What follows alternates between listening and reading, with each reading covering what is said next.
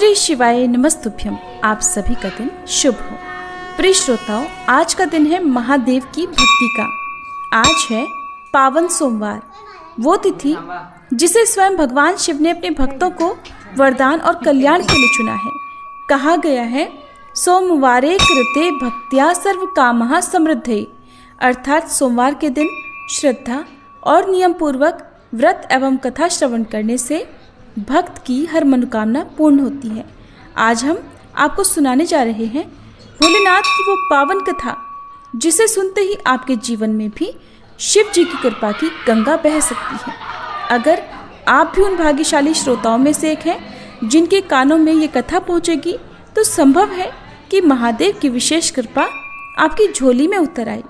तो आइए मन को एकाग्र करें, शिव जी के नाम का स्मरण करें और हमारे चैनल पर इस कथा को पूरा सुनने का सौभाग्य प्राप्त करें। सभी प्रेम से बोलिए पार्वती पतये हर हर महादेव। एक बार देवी पार्वती जी ने भगवान शिव की आज्ञा से एक श्रेष्ठ पुत्र की प्राप्ति हेतु 1 वर्ष तक चलने वाले पुण्यक व्रत का समापन किया।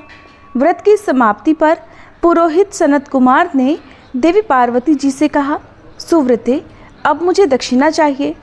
देवी पार्वती ने मुंह मांगी दक्षिणा देने का वचन दिया।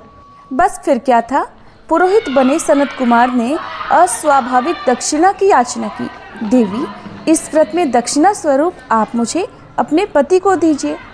ये सुनते ही मानो देवी पार्वती पर तो वज्रपात हो गया हो। वे व्याकुल होकर विलाप करती हुई मूर्छित हो गईं। देवी को मूर्छित देखकर श्री ब्रह्मा, विष्णु और मुनियों को हंसी आ गई। उन्होंने देवी पार्वती को समझाने के लिए भगवान शिव को भेजा। देवी पार्वती की मूर्छा टूटने पर भगवान शिव ने उन्हें समझाया, देवी, देव कार्य, पितृ कार्य या नित्य नैमित्तिक जो भी कार्य दक्षिणा से रहित होता है, निष्फल हो जाता है।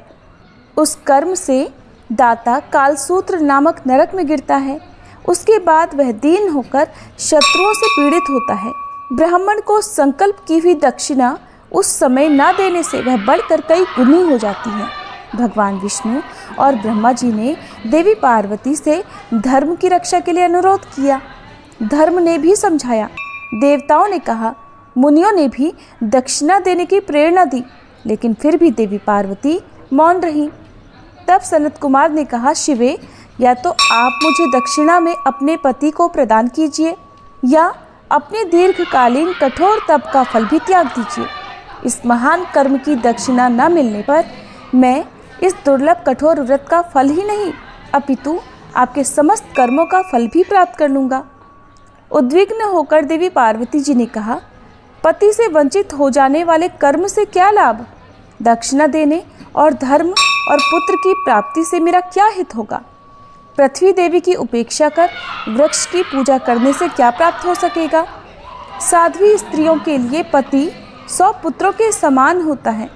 ऐसी स्थिति में यदि व्रत में अपने पति की ही दक्षिणा दे दी जाए तो भला पुत्र से क्या लाभ? ये सत्य है कि पुत्र पति का ही अंश होता है, लेकिन उसका एकमात्र मूल तो पति ही होता है। मूल धन के नष्ट हो जाने पर समस्त व्यापार ही विनष्ट हो जाता है। उसी समय आकाश में देवताओं और ऋषियों ने एक रत्न निर्मित रथ देखा जो पार्षदों से घिरा था। उस रथ से श्री नारायण उतरकर देवताओं के सम्मुख उपस्थित हुए। उन श्री नारायण को ब्रह्मा, विष्णु और शिव जी ने रत्न सिंहासन पर बैठाकर प्रणाम किया और हाथ जोड़कर गदगद कंठ से स्तुति की। वहाँ का सारा वृतांत जानकर श्री नारायण ने कहा, शिव प्रिया पार्वती का यह व्रत लोक शिक्षा के लिए है, अपने लिए नहीं, क्योंकि वे तो स्वयं समस्त व्रतों और तपस्याओं का फल प्रदान करने वाली हैं। इनकी माया से ही चराचर जगत मोहित है। फिर उन्होंने देवी पार्वती जी से कहा, शिवे, इस समय आप महादेव जी को दक्षिणा में देकर अपना व्रत पूर्ण कर लीजिए। फिर समुचित मूल्य देकर अपने जीवन धन को वापस ले लेना। गौओं में समस्त देवी देवता विद्यमान होते हैं, इसलिए तुम ब्राह्मण को गौ मूल्य प्रदान कर अपने पति को लौटा लेना। ऐसा कहकर वे अंतर्ध्यान हो गए। तब देवी पार्वती प्रसन्न मन से अपने प्राण सर्वस्व को दक्षिणा में देने के लिए तैयार हो गई। उन्होंने हवन की पूर्णाहुति की और अपने जीवननाथ शिव जी को दक्षिणा स्वरूप दे दिया। इसके बाद उन्होंने पुरोहित सनत कुमार जी से निवेदन किया, विप्रवर, गऊ का मूल्य मेरे पति के बराबर है। मैं अब आपको अत्यंत सुंदर 1 लाख गऊएं प्रदान करूंगी। इसके बदले में आप मेरे जीवन सर्वस्व को लौटा दें। प्राणनाथ के मिल जाने पर मैं पुनः ब्राह्मणों को विपुल दक्षिणाएं प्रदान करूंगी। तब सनत कुमार ने पार्वती जी से कहा, देवी, मैं ब्राह्मण हूँ, 1 लाख गौएं लेकर मैं भला क्या करूँगा? इस दुर्लभ रत्न के सामने 1 लाख गौओं की क्या तुलना। मैं इन्हें साथ में लेकर त्रिलोक में भ्रमण करूँगा।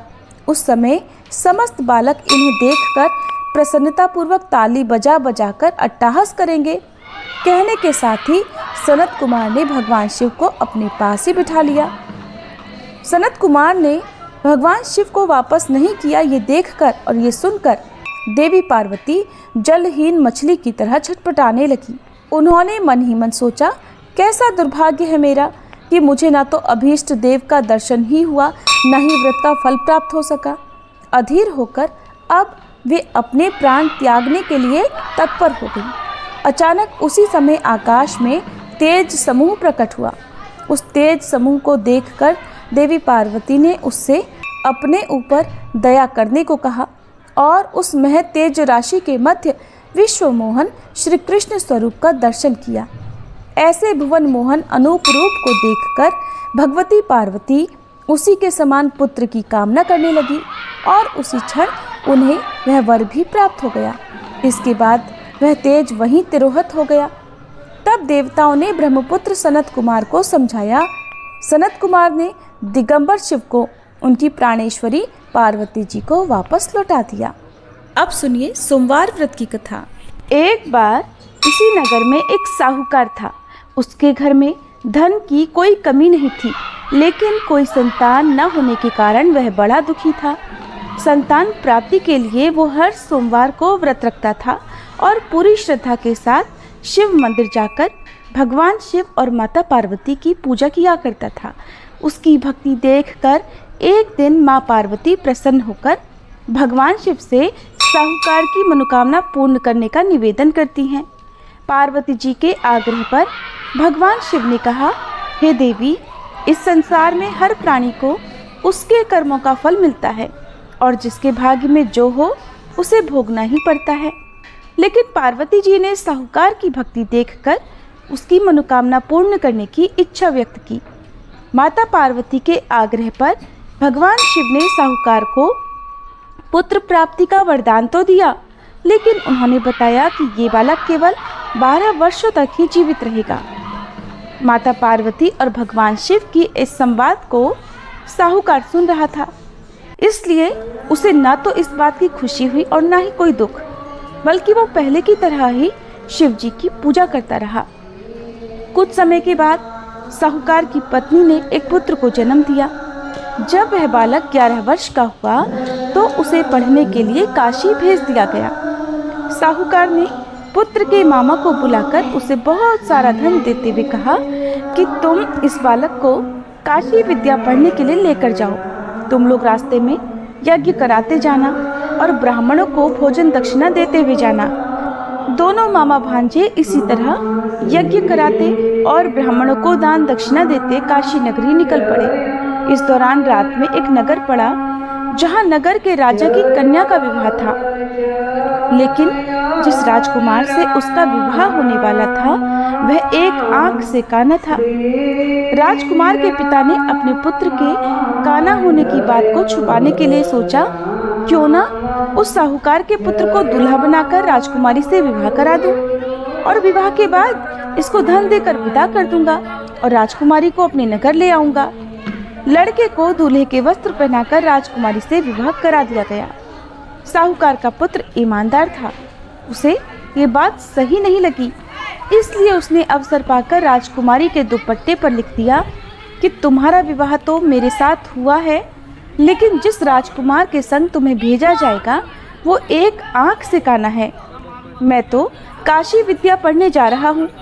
जब राजकुमारी ने चुन्नी पर लिखी बातें पढ़ी तो उसने अपने माता पिता को ये बात बताई। राजा ने अपनी पुत्री को विदा नहीं किया, फिर बारात वापस चली गई। दूसरी ओर साहूकार का पुत्र और उसका मामा काशी पहुँचे और वहाँ जाकर उन्होंने यज्ञ किया। जिस दिन साहूकार का पुत्र 12 वर्ष का हुआ, उस दिन भी यज्ञ का आयोजन था। लड़के ने अपने मामा से कहा कि मेरी तबीयत कुछ ठीक नहीं है। मामा ने कहा तुम अंदर जाकर आराम कर लो। भगवान शिव के वरदान अनुसार कुछ ही देर में उस बालक के प्राण निकल गए। मृत भांजे को देखकर उसके मामा ने विलाप करना शुरू कर दिया। संयोगवश उसी समय भगवान शिव और माता पार्वती उधर से जा रहे थे। पार्वती जी ने भोलेनाथ से कहा, स्वामी, मुझे इसके रोने का स्वर सहन नहीं हो रहा।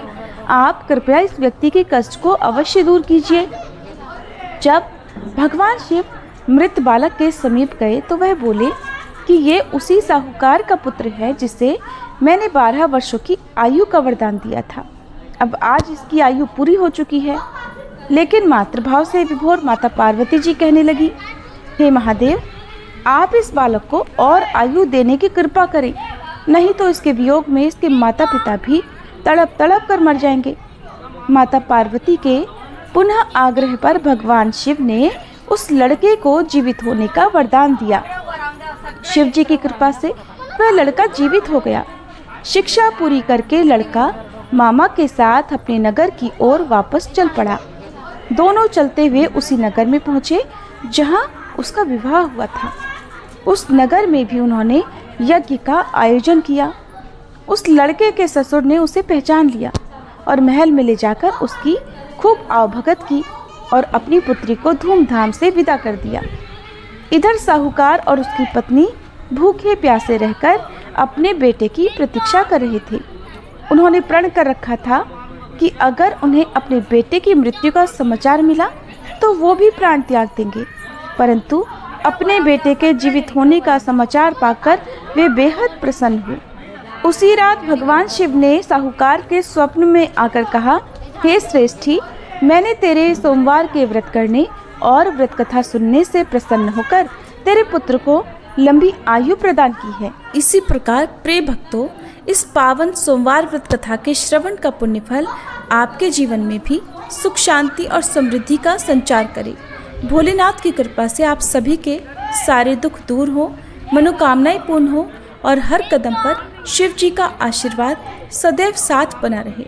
याद रखिए, शिव कथा का श्रवण मात्र से कल्याण संभव है और आज आपने ये सौभाग्य पा लिया है। तो आइए अब हम सभी मिलकर शिव चालीसा और भगवान शिव की आरती का आनंद उठाएं। जय गणेश गिरिजा सुवन, मंगल मूल सुजान, कहत अयोध्या दास तुम, देहु अभय वरदान। जय गिरिजापति दीन दयाला, सदा करत संतन प्रतिपाला। भाल चंद्रमा सोहत नीके, कानन कुंडल नाग फनी के। अंग गौर शिर गंग बहाए, मुंड माल तन क्षार लगाए। वस्त्र खाल बाघांबर सोहे, छवि को देखी नाग मन मोहे। मैना मातु की हवे दुलारी, वाम अंग सोहत छवि न्यारी। कर त्रिशूल सोहत छवि भारी, करत सदा शत्रुन क्षयकारी। नंदी गणेश सोहित है कैसे, सागर मध्य कमल है जैसे। कार्तिक श्याम और गणराऊ, या छवि को कही जात न काऊ। देवन जब ही जाय पुकारा, तब ही दुख प्रभु आप निवारा। किया उपद्रव तारक भारी, देवन सब मिली तुम ही जुहारी। तुरत षडानन आप पठायऊ, लव निमेष मह मारी गिरायऊ। आप जलंधर असुर संहारा, सुयश तुम्हार विदित संसारा। त्रिपुरासुर सन युद्ध मचाई, सब ही कृपा कर लीन बचाई। किया तप ही भागीरथ भारी, पुरब प्रतिज्ञा तासु पुरारी। दानिन मह तुम सम को नाही, सेवक स्तुति करत सदाही। वेद नाम महिमा तब गाई, अकथ अनादि भेद नहीं पाई। प्रकटी उदधि मंथन में ज्वाला, जरत सुरासुर भये विहाला। कीन्ही दया तह करि सहाई, नीलकंठ तब नाम कहाई। पूजन रामचंद्र जब कीन्हा, जीत के लंक विभीषण दीन्हा। सहस कमल में हो रहे धारी, कीन्ह परीक्षा तब ही पुरारी। एक कमल प्रभु राखे जोई, कमल नयन पूजन चह सोई। कठिन भक्ति देखी प्रभु शंकर, भय प्रसन्न दिए इच्छित वर। जय जय जय अनंत अविनाशी, करत कृपा सबके घटवासी। दुष्ट सकल नित मोहि सतावे, भ्रमत रहो मोहि चैन ना आवे। त्राहि त्राहि मैं नाथ पुकारो, ये ही अवसर मोहि आन उबारो। लै त्रिशूल शत्रुन को मारो, संकट से मोहि आन उबारो। मात पिता भ्राता सब होई, संकट में पूछत नहीं कोई। स्वामी एक है आस तुम्हारी, आए हरहु मम संकट भारी। धन निर्धन को देत सदाही, जो कोई जाचे सो फल पाही। स्तुति के ही विधि करे तुम्हारी, क्षम हो नाथ अब चूक हमारी। शंकर हो संकट के नाशन, मंगल कारण विघ्न विनाशन। योगी यति मुनि ध्यान लगावे, शारद नारद शीश नवावे। नमो नमो जय नमः शिवाय, सुर ब्रह्मादिक पार न पाए। जो यह पाठ करे मन लाई, तापर होत है शंभु सहाई। ऋनिया जो कोई हो अधिकारी, पाठ करे सो पावन हारी। पुत्र होन कर इच्छा जोई, निश्चय शिव प्रसाद ते ही होई। पंडित त्रयोदशी को लावे, ध्यान पूर्वक होम करावे। त्रयोदशी व्रत करे हमेशा, ताके तन नहीं रहे कलेशा।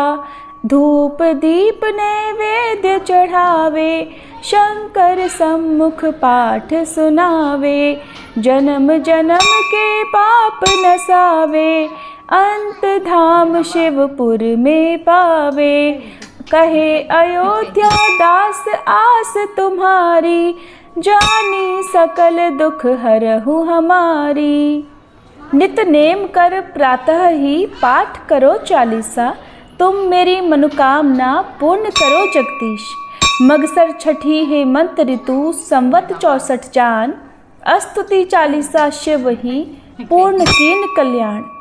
हर हर महादेव। ओम जय शिव ओमकारा, स्वामी जय शिव ओमकारा। ब्रह्मा विष्णु सदा शिव, ब्रह्मा विष्णु सदा शिव, अर्धांगी धारा। ओम जय शिव ओमकारा। एकानन चतुरानन, पंचानन राजे, स्वामी पंचानन राजे। हंसासन गरुड़ासन, वृषवाहन साजे। ओम जय शिव ओमकारा। दो भुज चारु चतुर्भुज, 10 भुज अति सोहे, स्वामी 10 भुज अति सोहे। त्रिगुण रूप निरखता, त्रिभुवन जन मोहे। ओम जय शिव ओमकारा। अक्षमाला वनमाला, मुंडमाला धारी, स्वामी मुंडमाला धारी। चंदन मृग मद सोहे भाले शशिधारी। ओम जय शिव ओमकारा। श्वेतांबर पीतांबर बाघांबर अंगे, स्वामी बाघांबर अंगे। सनकादिक गरुड़ादिक भूतादिक संगे। ओम जय शिव ओमकारा। कर के मध्य कमंडल चक्र त्रिशूलधारी, स्वामी चक्र त्रिशूलधारी। सुखकारी दुखहारी जग पालनकारी। ओम जय शिव ओमकारा। ब्रह्मा विष्णु सदाशिव जानत अविवेका, स्वामी जानत अविवेका। प्रणवाक्षर में शोभित ये तीनों एका। ओम जय शिव ओमकारा। त्रिगुण स्वामी जी की आरती जो कोई नर गावे, स्वामी जो कोई नर गावे। कहत शिवानंद स्वामी रटत भोलानंद स्वामी, सुख संपत्ति पावे। ओम जय शिव ओमकारा। ओम जय शिव ओमकारा। स्वामी जय शिव ओमकारा। ब्रह्मा विष्णु सदाशिव अर्धांगी धारा। ओम जय शिव ओमकारा।